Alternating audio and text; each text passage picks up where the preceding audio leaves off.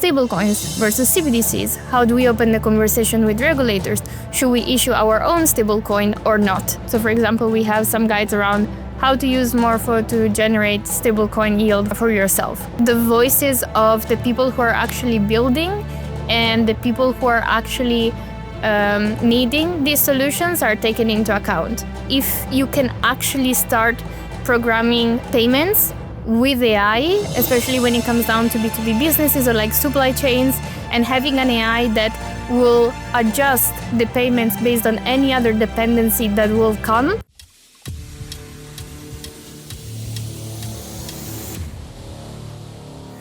Stablecoins are becoming the backbone of global payments, DeFi, remittances, and the next generation of digital finance. Today, I'm joined by Chiara Munaretto, founding managing partner of Stablecoin Insider, the #1 independent journal dedicated solely to stablecoins.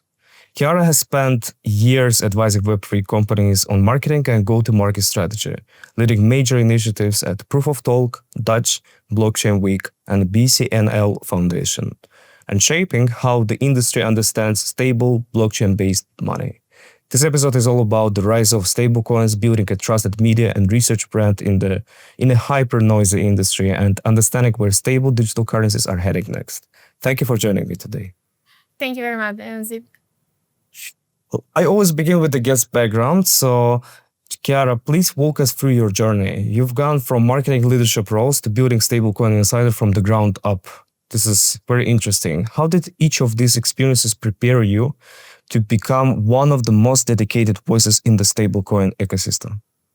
Well, thank you very much, first of all, to mentioning that I'm one of the most respected spaces in this space. I think it really comes down to studying a lot the space itself, and my journey started more indeed on the marketing side.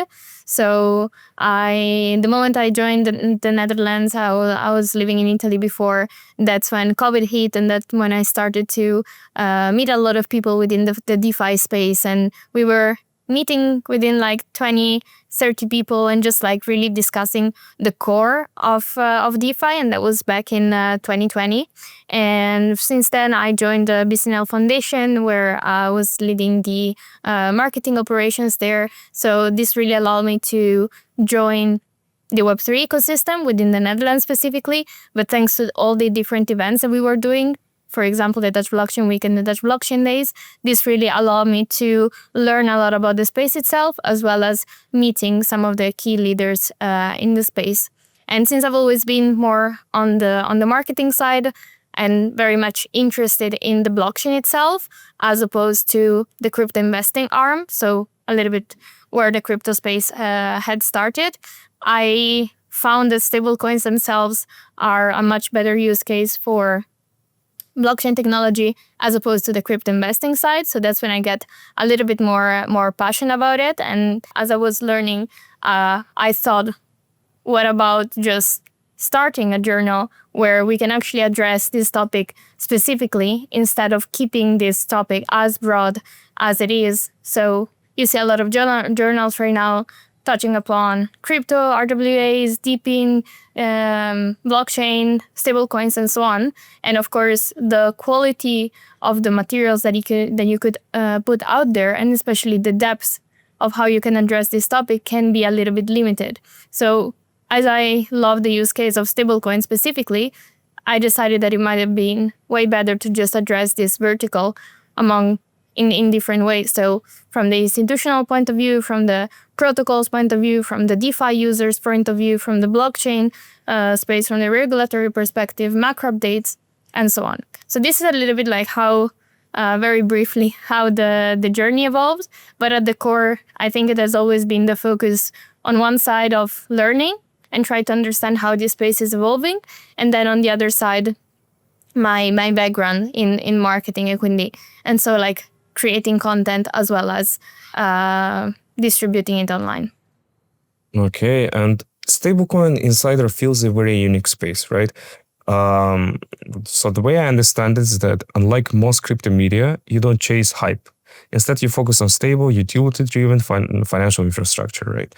What gap did you see in the market that convinced you this needed to exist? You already kind of elaborated on that, but maybe we could delve a bit deeper. Yeah, absolutely. I mean, that's like the point that I was mentioning before, is that it's not necessarily a right or wrong choice. It's just that the more you niche it down, the better you can cover a specific topic. So it's a business decision, right? So you either want to be the biggest, or you want to be the more specialized in one specific thing. And we decided to double down on the stablecoin space and really trying to serve a vast majority of stakeholders and how these could try to adopt stablecoins. And I think specifically on my side, I've never really been like the deepest crypto investor or like DeFi users. So I've always understood very well the complexity of traditional users or traditional institutions in trying to adopt anything related to blockchain. So it's really nice for me being this kind of education translation layer in which I try to educate both sides of the pie, so the DeFi users and the traditional users, in a use case that it's stablecoins, which in the end very much blurs the line between the two. Mm-hmm. Stablecoins touch protocols, policies, payment rails, and global regulation. How do you decide what stories matter most to your readers? So the approach that we take in the journal itself is very much from an educational lens. And we are not the one that necessarily need to add an opinion on what is right, what is wrong, what matters now, what matters later. We're simply trying to provide the space with as much knowledge as possible. So all our articles tend to be more how-to guides or reports on how to leverage and what are the different opinions within a certain topic. So we are not going to prioritize or non-prioritize specific topics. We are really trying to be independent in this case. So we are not trying to tell our story. We just are our reflection and aggregation of everything that is happening in the space itself. Mm-hmm. And who is Stablecoin Insider primarily built for? You mentioned DeFi and traditional financial financial users, financial system users, but maybe we could, be more specific. Yeah, I think when it comes down to stablecoins, in the end, they have a utility that is so necessary for every single stakeholder that is like living on Earth in general. So they're just like basically the new way of moving money globally, right? So if you think about what kind of stakeholders use fiat currencies right now, you can basically say almost everyone. You have the retail, you have the banks, you have the car processors, you have merchants of all kinds, you have no profits, like all kinds of stakeholders. Whatever role you play, you are going to need to use a certain form of exchange of value in order to give something or get something back. So stablecoins are a new form of doing so. So as we narrow down on the topic itself, we don't narrow down on the type of stakeholders that we serve, because it's such an important change that everyone will need to really understand how stablecoins can benefit or not their specific case study. So when it comes down, for example, to the retail user and remittances, I see it a lot here in the UAE, right? There are a lot of remittances, a lot of global talent, and they constantly need to send money globally. Stablecoins can help a lot because they reduce the speed, they reduce the fees themselves. So it's important that we tell them, for example, these are 3 of the most used stablecoins neobanks in 2025. Try to have a look, maybe it can help you. On the other side, if we look at the institutional side, of course, the size of the payments are way, way, way, way, way bigger. So the conversation in this case perhaps can be around stablecoins versus CBDCs. How do we open the conversation with regulators? Should we issue our own stablecoin or not? And in that case, we try to educate them with what is available in the market. So to summarize, we don't narrow down on the stakeholders itself, because stablecoins are such an important part in the money value chain that if implemented well, they will and they should touch every different stakeholder. Stablecoin Insider is known for clarity, precision, and highly structured content that even AI models rely on. How do you maintain accuracy in such a fast-moving environment? You mean how do we use and leverage AI in general to write our content or to stay relevant for geo positioning? I think touching upon both would be very interesting. Yeah, sure. Well, of course, I love AI. I use it every day. I think the biggest difference is, do you actually read what AI writes, or do you just do a copy paste that you have no idea what you're putting out there? So if you use AI as an extension arm, as an extension brain of what you do, it really allows you to access deeper context, deeper research, have a better understanding of the market, or even just structure your content way better. Example, if I want to write for a 10-year-old, a 20-year-old, an experienced person in finance, or a newbie in DeFi, I can really prompt the AI itself to write in a way that it would be very much understandable to that specific cluster. So the way I would say, use AI in general, and my editing team probably knows this way better than me, is just by trying to plug it in where necessary to either access better data, more research, different opinions.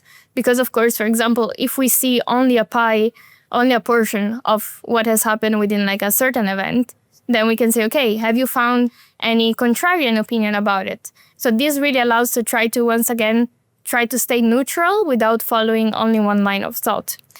So that when it comes down to using AI to write content, and if we consider more like the GEO approach itself, so for years, SEO, so search engine optimization, has been the greatest, one of the greatest ways for marketeers, for companies to be discoverable on Google. And right now that AI softwares are the second, or perhaps in some cases even the first way in which people go and look up for information, being able to position yourself and being able to being readable by AI, so then you can actually show up way more, especially for companies. If I have to ask, okay, once again, what is the best neobank in 2025?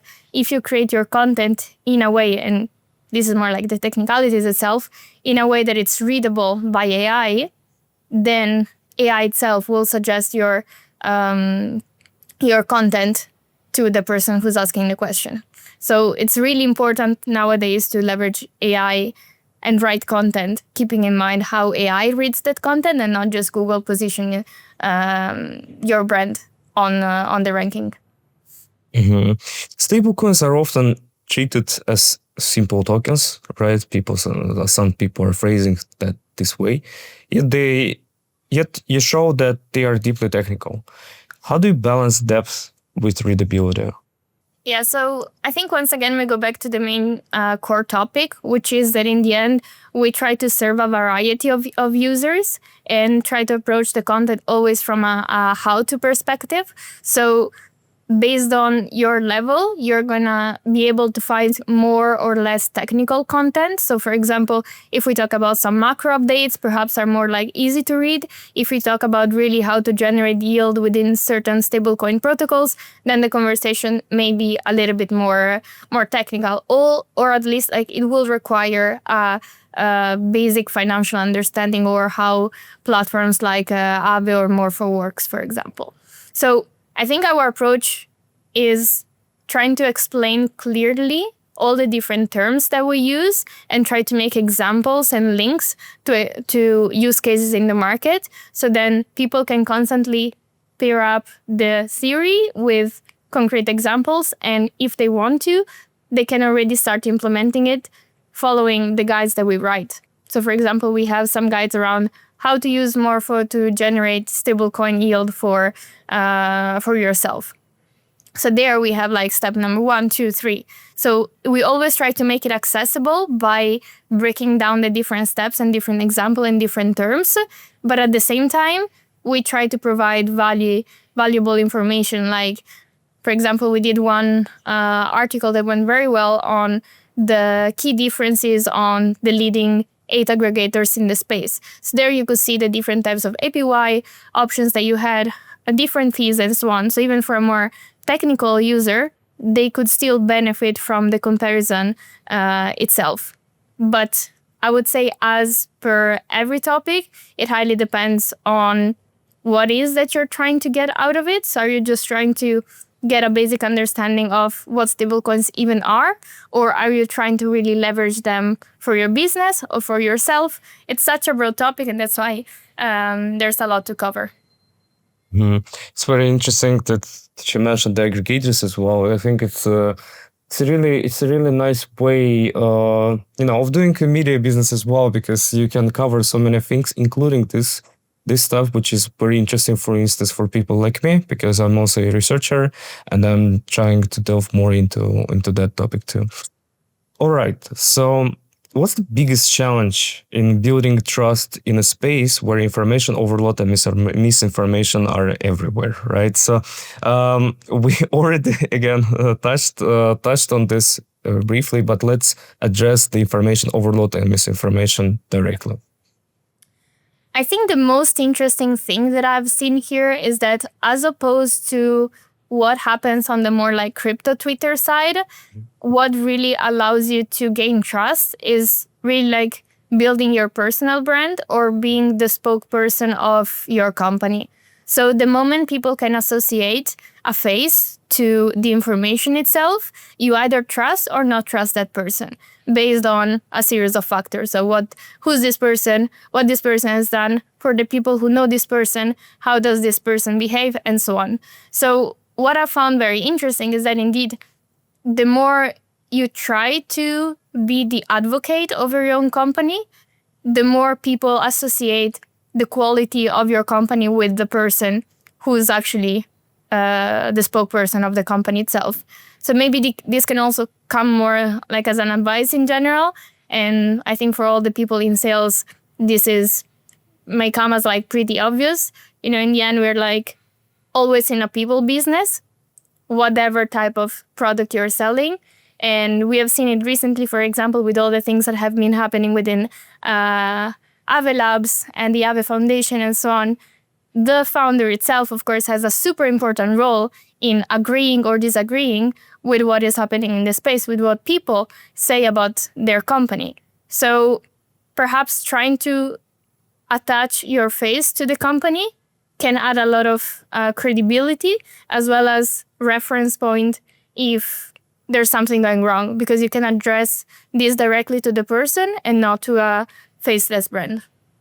Mm-hmm. Many crypto publications chase sensational headlines. What is your tactic? We don't really focus on PRs that much.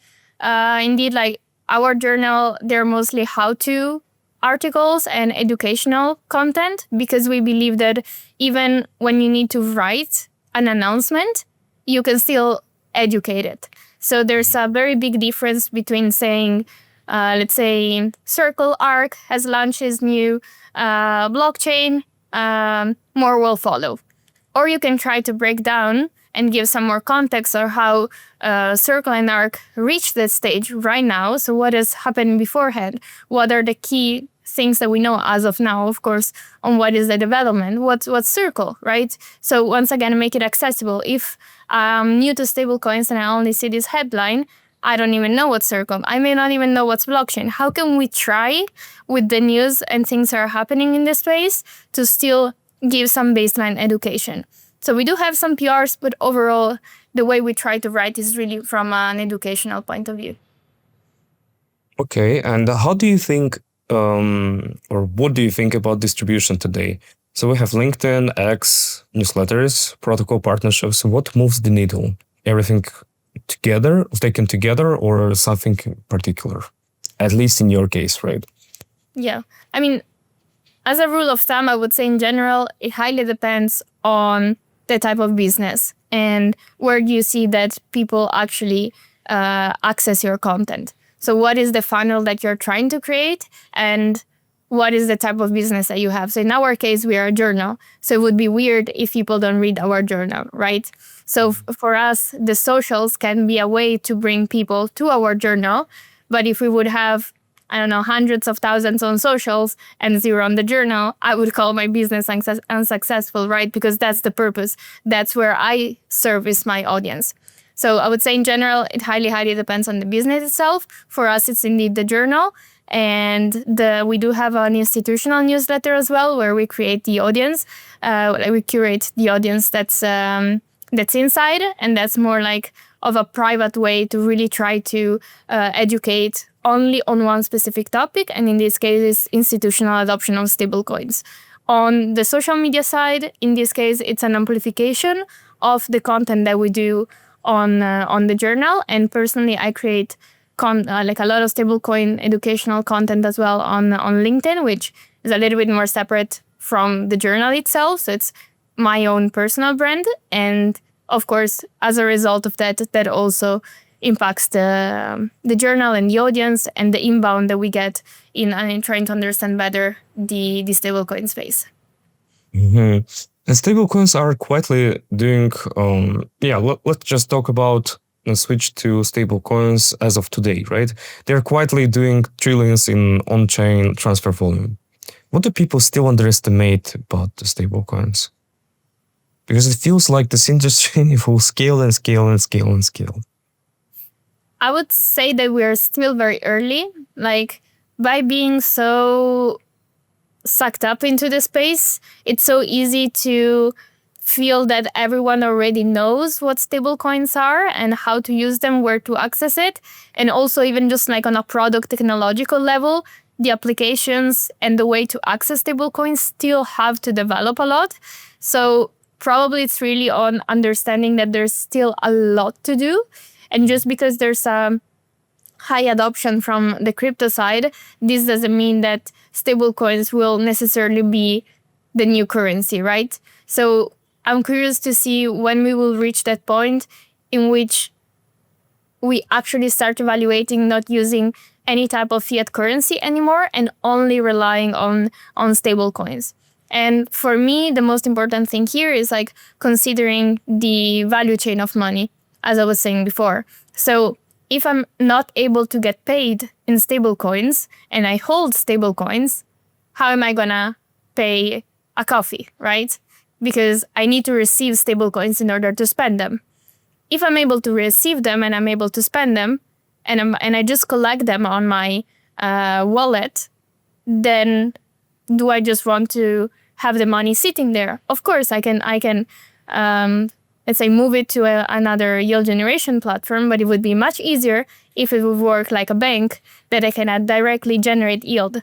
So if we consider like Revolut, for example, or even just like traditional banks, the advantage for a user whose not main job, like day-to-day job is how to generate more money, but they have like, a regular job, they have a family, they cannot spend 10 hours a day trying to trade to make more money, right? So how do you consider that denominator and saying, how do I make the experience as easy as possible? Neobanks, like stablecoin purposeful neobanks, are trying to solve this. But of course, with all the regulations right now, it's not really that easy to incorporate yield generation from stablecoins. So as that will come, and I mean within the app itself, as that will advance, I think we will see more and more adoption of stablecoins on multiple levels because they will be accessible. You can spend them, you can receive and pay other businesses, for example, in stablecoins, but at the same time, you can generate yield out of them as well. Mm-hmm. And which stablecoin models do you think would dominate the next era of digital finance? We have fiat-backed ones, over-collateralized, synthetic, algorithmic, CBDC adjacent structures, and so on and so forth. I mean, that's like the $4 trillion question, I would say. I don't think we have yet reached the perfect solution because every of these models have their own positives and negatives. Of course, what we've seen with Tether and Circles seem to be working, at least in terms of stability and in terms of trust. Tether being more focused on the retail side and Circle being more focused on the institutional side. We have seen cases like Ethena, for example, as well, which I think the model itself is very interesting. The question is, why should I adopt USDE over USDT or USDC? And to whom is to decide, right? So I think probably we will reach a point where we won't necessarily have to pick only one, but depending on the purpose. So once again, is it to generate yield? Is it for daily expenditure? One stablecoin structure will work better than another. I think it's still very, very early to be able to say this is where I'm betting on, because I think at least have not found yet the backing of a stablecoin that I would be 100% convinced that this could stay for the, let's say, next 20 years. Mm-hmm. And where do you see the biggest growth? Of course, within the context of stablecoins. So cross-border payments, DeFi, gaming, neobanks, as we mentioned, RWAs or enterprise integrations. So indeed, like we are just going to release the report today. So we got a lot of data from our partners, and what we see there is that the retail side is pretty big. But when I say the retail side, it's good to highlight as well that it's a geographical retail that comes down from a functional need. So if we consider regional areas like Latam, Africa, or even like UAE and Southeast Asia, those are areas in which the traditional banking system doesn't function as well as in Europe, for example. So once you have neobanks that can facilitate with an UI UX as easy as a traditional bank, but with the benefit of stablecoins, that's when it becomes a no-brainer for them to directly access stablecoins and start using them. So I would say, personally as well, I see a lot of usage within the retail space, and specifically within the regions that have less access to proper banking infrastructure or fast banking infrastructure. Like if I need to send money from Italy to the Netherlands, I can do it without stablecoins and I will have the exact same outcome. So why would I need to download a new app and try to use stablecoins instead of traditional euros? So it really comes down to incentives, and the moment those incentives will be no-brainer for the rest of the world as well, or maybe as banks issue their own stablecoins, then the adoption would not be anymore from the bottom up, but it would be from the top down as well. And then it would just be a change of what is traded within the bank without the user themselves even realizing it. Which jurisdiction do you believe is setting the tone globally right now?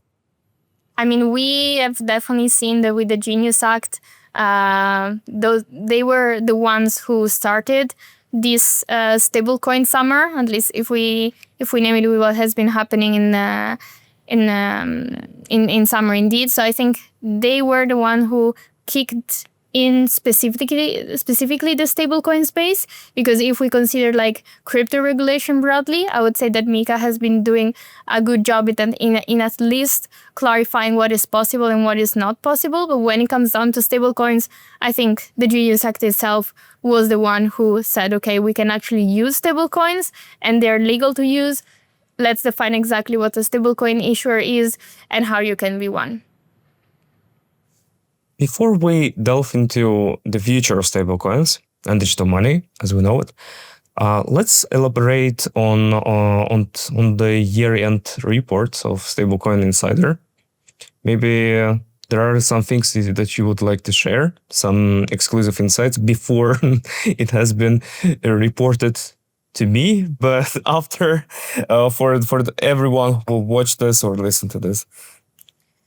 I think what I'd like to probably share from the report itself is that if we would have done this year, like this report a year back, we would not have as many companies who are actively building solutions that are stablecoin specific. So both companies who were only, let's say, handling crypto assets or like digital assets, how you want to call them, now they may have a stablecoin specific solution. There are tons and tons of new startups who are building solutions that are stablecoin specific. So this to me signals a lot that the space it's evolving so fast that there are so many specific solutions that are needed in order to recreate this financial structure that we have right now with traditional currencies. And the biggest question, I think, for like 2026 as well, is it going to be what are the parts of traditional finance that need to stay there and don't need an upgrade? And what are the areas and what are the specific solutions as well that instead need an upgrade as stablecoins become more used as well? So overall, we have like a lot of different companies and use case and key players inside the report as well. So that's probably my favorite part. I think when we comes down to neobanks, for example, we were discussing Ryzen and Kia Bank. When we were talking about payroll, we were discussing Rise, so it's a payroll solution. When we're talking about cross-border payments, specifically to LATAM, for example, we were discussing about Bloco or Utila as well, more on the API infrastructure side. When it comes down to consulting companies, we were talking about Advix and Mason. They help specifically within the Commonwealth region. So that was also very interesting to see the role that a company can play in easing the understanding between governments, institutions, and stablecoin adoption. MoonPay, P2P.org. I think like I can do a lot of name dropping, but what it's most interesting indeed is like trying to see that for every specific use case, there's one leading company who's trying to set the standard on how to do things. Do you think we will move towards a world where bigger fintech companies are just acquiring the smaller ones who are nailing their niche, right? And because, for instance, Nikolai Starowski, CEO of Revolut, told in one of his interviews I watched a few years ago, he told that, he told to the interviewer that there will be just 4 big fintechs, right? And to do so, I guess with all the stablecoin, trend and everything, they will need to acquire some of this. Do you think that's happening, in the future? I think like 100%. I think this is exactly the game that we're seeing within the stablecoin space. So it's who's gonna own distribution. And what is going to be the largest distribution that they own and who can be the fastest as well. And as I would say, the startups develop very good products and they gain distribution as well, they immediately get attention from big players that instead of having to rebuild it from scratch, they just buy the product and the distribution of that of the product specifically. Yeah, so it's an old, well-established playbook, right? Yes, exactly. Okay. That's also like from a crypto point of view, there's a lot of narrative and thoughts that also goes around. We fought so much from a crypto perspective to have crypto companies leading in the space. And right now, crypto companies are being acquired by traditional players. So traditional players will become the ones who not only have the power in traditional finance, but also in crypto. So I think this is an interesting concept. I don't have all the answers yet, of course, but we will see whether there will be some crypto companies like Coinbase, for example, who are going to try to lead by themselves without ending up being acquired. Which stablecoin innovations or innovation excites you the most? We have tokenized treasuries, chain-agnostic stablecoins, payment-focused designs, AI-driven settlement systems, and so on and so forth. What excites you the most? Probably for 2026, specifically the interface or adoption layer for banks to offer stablecoins to their own customers. So, for example, there's a company, it's called Stride. You will also find that inside the report. And what they're doing is that basically they're providing a banking infrastructure for banks to offer stablecoins to their own clients. So enable everyone to access stablecoins without having to fully change their routine and their habits around payments and money movements. I think the players or like the infrastructure that is going to be able to facilitate that will be the one winning at least the retail game in 2026. So that's on the retail side. On the B2B side, I haven't personally found yet a solution that I'm absolutely excited about. So I hope to see that in 2026 when it comes down to managing your entire business expenses, business payments, investing, like business investment within stablecoins. So that's also the area that I'm exploring right now and trying to have an overview there of what is exactly the opportunity and how do you make it regulatory proof as well, because of course KYB is way more intense than KYC. That's probably the second thing I would be hoping to see in 2026. Do you think stablecoins will converge into global standard or fragment into regional ecosystems?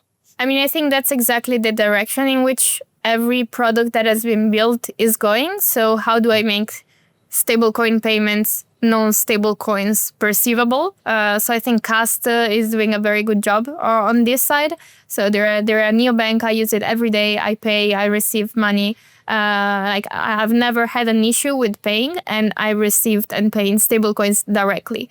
So in this case, for example, it's absolutely invisible for me whether I'm using US dollars or USDT or USDC, because everything is embedded within the same application, and I don't have any constraint on what I can do with the money I own. So for me, this is the direction that companies are already adopting.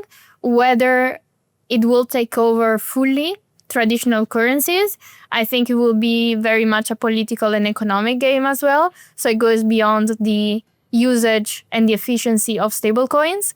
As such, it will be more what do we have to lose and what do we have to win on a global level when it comes down to fully substituting current currencies in stablecoins. How do you think AI agents will interact with stablecoins over the next 5 to 10 years? Yeah, that's another big topic. I think it will Another $1 trillion question. Yeah, maybe even more this, because AI is already embedded way more than stablecoins into our everyday lives. So it's just like, once again, an extension arm. But overall, I think that it will happen and we will not notice it. And you will start with just asking ChatGPT, hey, can you recommend me a book to give my friend? Okay, can you buy it? Here's my address. Or it's already integrated. And ChatGPT itself will already make the transaction. So it will come way sooner than we think. And I think it won't come as a hype or like as a bubble. It will just be so natural because we are so used to use all these AI agents already. So it's not a brand new product that will come. It's just like a tiny new upgrade that will be integrated. So I would say within the next 2 years, I'm sure we will have this functionality. And if I have to look as far ahead as 5-10 years, I don't know if we're even talking about like some chips. I saw recently that I think Norway or Sweden, they already like made some tests in which you can have a chip inside your wrist that you can pay directly. So are we even gonna skip the AI payment side and go directly to the human integration? I don't know. The other arm that it's very interesting to me is more like when it comes to programmability. So if you can actually start programming payments with AI, especially when it comes down to B2B businesses or like supply chains, and having an AI that will adjust the payments based on any other dependency that will come. Let's say, for example, I have to pay my cocoa provider every 10th of the month, but this month somehow they don't have enough cocoa to send me, so I need to change the amount, and the AI is able to make these adjustments, evaluate the situation, send an email to the person, update the probably like a smart contract. If the AI can take care of all of this, that's something that would be very, very interesting to see. Final note, my biggest concern there is privacy. So ChatGPT data and any kind of leakage or any kind of cyber attack perhaps will be way easier than hack my own personal bank or even more like my hard wallet. So how is that going to happen? That's the only thing that it's still keeping me from testing out these solutions myself with AI agents and payments. This was a deep dive into the emerging backbone of crypto, namely stablecoins, and the work behind giving a trusted voice in the sector that touches payments policy and the future of digital finance. Chiara, you gave us a unique look into the infrastructure narratives and leadership shaping the stablecoin ecosystem and its future. As for the closing question, where is the best place for listeners to follow your insights or read Stablecoin Insider? Yes, so you can head to our journal, which is stablecoininsider.org, or to my LinkedIn channel, which is simply my name and surname, or to any of our socials with the Stablecoin Insider. Perfect. I will include all the links in the descriptions, right? All right, Chiara, thank you so much for taking us inside of the world of stablecoins. And to everyone listening and watching, like, subscribe, or follow, both of us, and share this episode with someone curious.